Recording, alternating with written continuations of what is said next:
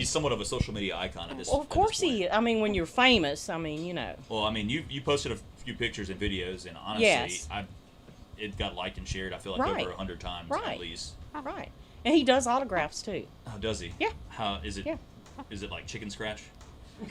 No, well, no, it's. Shut up.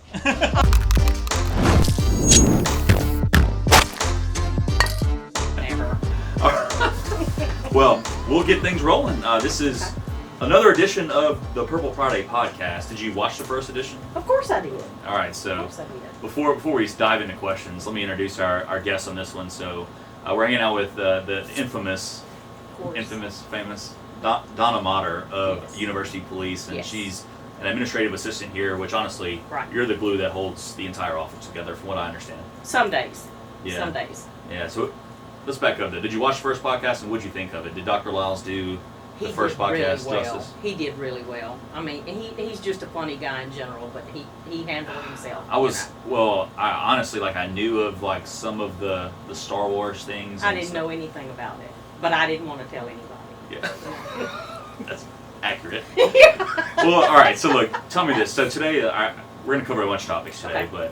but you guys here do such a fantastic job with, Thank you. with campus Thank safety and everything like that. But tell us what's your role in the office, and tell us a typical day in the life here in University Police Station. Well, it starts about 7 in the morning when I Mhm. get here, maybe a little bit earlier. Sometimes I like to get here a little bit earlier because that's my quiet time. Yeah, You know, I understand. before everything breaks loose. In the fall, it's crazy stuff going on all day long. Right. You know, in the spring it's a little bit better. Yeah. The summer, it's been a little bit interesting this summer because we did have training. Yeah. I think you know all about Yeah. that. We'll talk about that here in a second. Yes. We're not showing bruises. Yeah. No, please. But it's just, you know, we just kind of play it by ear, you know, Yep. depending on the students. the Now, ones that come now in. y'all have a variety of people on staff here. So, Yes. and how many officers do we have too on staff? Usually we're running 4 per shift. Okay. There's 4 shifts. Right now we're probably about 6 short. Yeah, dang. So Yeah. it's kind of tough right now. Yeah, no, I understand that. And then, of course, we have a variety of other people. Yes. Whether they're Yes. running the switchboards or Right. The doing dispatchers. safety. Mhm. Yep. Mhm. Okay. Well, Yes. interesting. And I think we'll hear from our director of safety here in a bit Yes. as well. Yes. All right. Well, cool. Well, look, you've been here, you know, 26 years. 26 Yes. years. I didn't. Yes. I was like, do I say that? You know, You or can. do I not? You can. Quarter of a century. It- I'm just kidding. That hurt, man. That This really is deep. did hurt. Deep. Easy, man. Now. We love All right, Donna. you've seen so much too, and what's so funny is some of my fondest memories of you is some of your auxiliary tasks that you've picked up at Northwestern, and you already know what I'm talking about. It's you help so much with things like Boys and Girls Boys Day. and Girls Day. How- Yes. So tell me Yes. how you got roped into that, because that's Robert Crew. Was it Robert? Oh Robert my gosh. Crew. Robert Crew called, and Retha and I's job was to make sure they loved Northwestern, and Yeah. I think we did everything we could do because they're still here. Yeah. But I did not know that included getting up at 11 o'clock at night and going to get ice for the auxiliary ladies. But you know what? They're Yeah. still here. That's So funny. I think everything went fine. Yeah. Yeah. Wow, that's crazy. Yeah. Well, it's so funny though. On top of duties like that, you're also doing all sorts of things. When new students get on campus, they'll be seeing you first thing, probably getting their parking sticker and all that. Yes. You know, so and what I love about Northwestern, and from the director of recruiting standpoint, Mm-hmm. I pitch it to parents all the time about how safe we are as an institution and all that sort of stuff. Because we really are, and they can go on our websites and check out our crime Mhm. reports and things like that. Yeah. But one of my favorite things is the fact that we do close all gates, at 10 p.m. at at 10 night, o'clock at night. and they have to have that parking pass. So, Yes. I don't know. Tell me about some of the safety features on campus. We have the one at night where they can get an escort, like if they're a single female or something walking by herself, she can call. Oh, really? One of the officers will go and pick her up and bring her to the dorms or to the library or any of the buildings. Right. You know, they just call the front desk. That's awesome. And they'll go pick them up. That's awesome. Sure will. Well, very cool. So, one of the other reasons we're talking to Donna today, you know, obviously campus safety is important and all that sort of stuff, but we want to do a quick little like human interest piece on this as well. And I don't know if you hear it in the background. Yes, everybody hears it in the background. There is. So Donna has a pet rooster. Yes, his name is Fred. His name is Fred. And you know he's social media famous, I think. Oh yes. At this point. Yes, he is. Very All right, because that's where I first saw him. Was scrolling through Facebook one night about, you know, Donna showcasing her pet rooster. But everybody has a comfort animal. Well, and yours is a pet rooster. Yes. And he's crowing in the background as we speak because we were just joking. We're like, hey, you know, it'd be funny. We interviewed Donna. We'll talk about campus safety, but like we should totally see if she talks about her rooster. Well, she brought him. Of course I did. So I tell you what, let's trade out. Why don't you go grab Fred because I want everyone to meet him. Of course. But we'll trade in. I just saw John Cleese walk by. He's the director of safety. So why don't we chat about some campus safety things that John's been doing. So John, you want to come grab the mic and Don will go grab Fred. Here. I'll get Fred. What's up, John? Hey, bud. It's good to see you, man. Good doing to all right? see you. I'm good. Yeah. Good. So tell me about you, man. You've been with Northwestern for quite some time as well, right? Yeah, started off as a student, and that took you at least 10 years, right? No, 5. Right. Being honest, 5. No, started off as a student, and then did some time in Carrollton, Texas, at a police department there, and hated big city policing, so I came back home. Yeah. And had a wife at the time, or still do. Still do. Clarify. And we decided to just move back home, be closer to family. Gotcha. So I've been at Northwestern for, not including student time, about 14 years. Yeah, that's awesome, man. Yeah. Almost the same time I have. And so now you're the director of University Police and Safety, right? So that's so awesome. So now you're stationed on the Shreveport campus, though. Right? Yes. Okay, cool. Moved up there, and Dr. Marcus Jones, back when he was a vice president, allowed me to move up there and work from there. So that's Craig awesome. Chief Vircher runs the show down here, and I run the show up in Shreveport. Well, tell me about your role in Director of Safety. So what does that role entail? Oh, well, it encompasses a couple of things. First off, I'll take care of all of our crime stats. So the annual security report that we put out every year that lists the number of crimes and everything. We're laughing because the rooster has entered the buildings, but we'll keep chatting. So all of our crime stats and our federal reporting for those, I take care of that. That's one of my major responsibilities. The other thing is helping to coordinate just physical safety features of the university, such as I work with IT to do access control, camera systems, and a host of other things. If there's improvements at a sporting event, like we have a committee of folks that get together that decide, okay, well, let's try to do this, and this, and setting up command posts and different things of that nature for those types of events. Honestly, a ton of back-end stuff that probably the normal person wouldn't see. Yeah, nobody knows my job. It's a thankless job. It's good though. But well, it is, and I think because of that, I mean, we're immensely safe because of all the things you do. Obviously, you're director of safety, but one of the things I want to chat about with you is the fact that you guys do numerous amounts of training throughout the year for everyone involved on the staff, and one of those things is if the worst possible scenario would happen in an active shooter situation or something like that. So I was actually involved with the scenario training last week, and I still have a couple bruises to prove that I was a part of that training. But tell us, and tell everyone out there, what that is, and kind of walk them through, exactly what that scenario, or the wide array of scenarios, and I guess the attempt of the training and what it does for the officers involved in all that. Well, the training in and of itself has two facets. We have the officer side where we teach the officers how to respond to it. Right. And the rooster back down. I'll never get over that. But it's two-sided. So we have the officers in where we teach them how to respond and how to do it as safely as possible. And then on the flip side of the coin, we have the civilian side, what we call CRACE, Civilian Response Active Shooter Events, and that's something that we do constantly. So for incoming freshmen, they get a piece of it in their university studies classes. Faculty and staff, it's something you've got to take every year.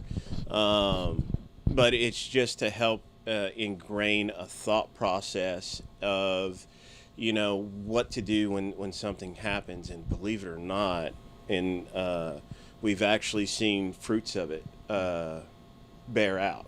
To like a few months ago, there was a situation at an off-site facility up in Shreveport where there was a situation with a violent attacker.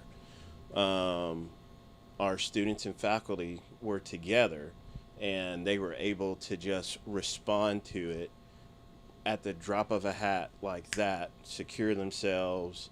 And there were another group of students that were with folks that didn't know what to do, and they didn't respond as well. And just because they didn't have the training that the other group had. Yeah. So it showed some gaps, but it also showed that the program works, which is a huge positive. And so my question is, did you enjoy watching me take part in the scenarios? Because I feel like my name didn't come up at random. It didn't. We're very selective. Okay. Of the people that we pick. Number one, it's got to be folks that we trust. So yeah. Well, thank you. Just know you're on that short list. I appreciate that. No, we go way back, you and I. Yeah, But the good thing about it was, even though you got, tore up, it helped our officers go through some stress and showed them things that they can do and things they should not do. Yeah. But I really appreciate you taking part of that. And I took so much away from it too. I mean, just seeing the stress that the officers take in on a daily basis, or could take in on possible events, and understanding just how they respond and things like that. It's crazy, even from. It's eye-opening. Yeah, it really is. Yeah. I went home and talked to my wife about it, and it's just, I don't know, it's really cool. I hope to take part in it again. And oh, you will. Whether my staff knows it or not, I've already volunteered them to. Oh, good. I love more guinea pigs. That's right.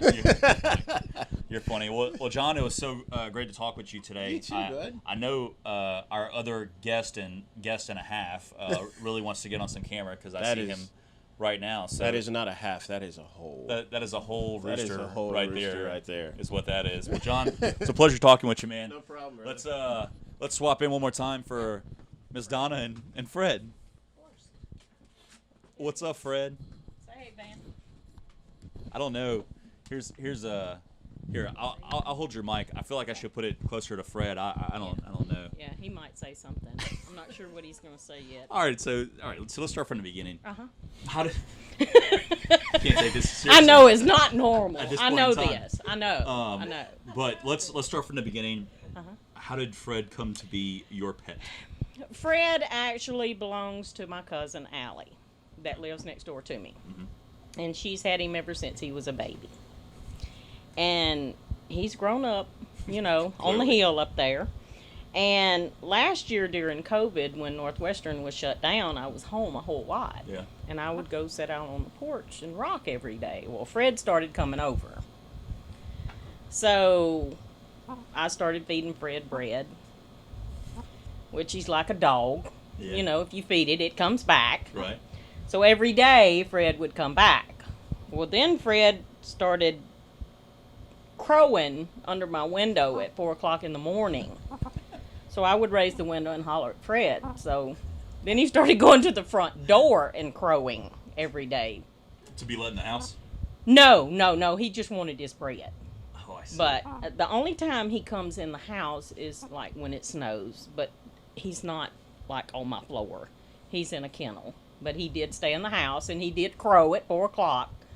So it didn't work out well. So do you hold Fred like this often? I try to every day. I mean, He's a baby. That's your baby, huh? Yeah, he's a baby. How old is Fred? I don't know how to Fred's dictate like Rooster's 4 ages. maybe. Okay. But he gets along well with my dogs. Okay. I mean, sometimes on the weekend I'll open the front door so the dogs can go in and out, and sometimes I'll walk up the hall and Fred's standing in my living room. So I'm like, oh, okay. So he's friends with the dogs. He don't. Yeah, he don't. Yeah, he's. I don't know if you are picking that up or not, Zach, on the mic, but He's he's talking. talking. Yeah. So I Yeah, think he I feel like he's agreeing to what she's saying. He- And said he wants more bread. He knows who feeds him. Yeah, knows he it. does. Yeah. Is this his first time on campus? Yes, it is. This is It a is. treat then. It is. He's never been. Yeah. I'm gonna take him to see the columns. I mean, he needs his photo with the columns. I mean, I you feel know. like he does. He does. Well, he's I mean, he's somewhat of a social media icon at this. well, of at this course point. he is. I mean, when you're famous, I mean, you know. Well, I mean, you posted a few pictures and videos, and honestly, Yes. it got liked and shared. I feel like Right. over 100 times Right. at least. Right. And he does autographs too. How does he? Yeah. How is it? Yeah. Is it like chicken scratch? No, well, no, it's. Shut up.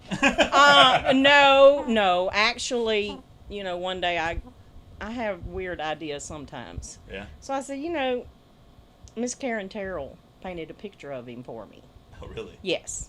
So I decided I would get Miss Karen an autograph, and I was sitting there one day and I thought, you know, I should dip his feet in some paint. So we sat It's under thought the just yeah, randomly occurred it to just you. randomly occurs to me.